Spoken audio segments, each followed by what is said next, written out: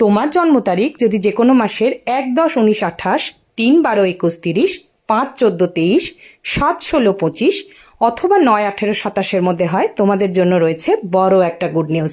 কেরিয়ারের ক্ষেত্রে তোমরা নতুন অপরচুনিটি পেতে পারো, চাকরি ক্ষেত্রে প্রমোশনের উন্নতি তোমাদের রয়েছে। এছাড়াও কেরিয়ারে নিউ অপরচুনিটিস, নিউ জব যারা সার্চ করছে তাদের জন্য কিন্তু এই আগামী সপ্তাহটা অবশ্যই শুভ। ৩০শে এপ্রিল থেকে ৭ মের মধ্যে কোনো নিউজ সুখবর তোমাদের জন্য অবশ্যই ওয়েট করবে, স্পেশালি কেরিয়ার রিলেটেড।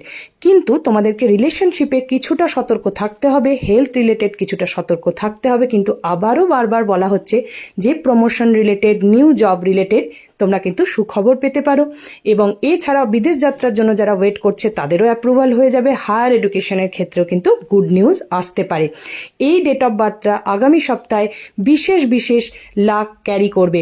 তার জন্য তোমরা কিন্তু ইয়েলো এবং গ্রিন কালারের একটা সুতো একসঙ্গে করে লেফট হ্যান্ডে বেঁধে নিতে পারো। ৩০শে এপ্রিল থেকে এই কাজ তোমরা শুরু করতে পারো এবং এক সপ্তাহ পর সেই সুতোটা তোমরা চেঞ্জ করে দিতে পারো।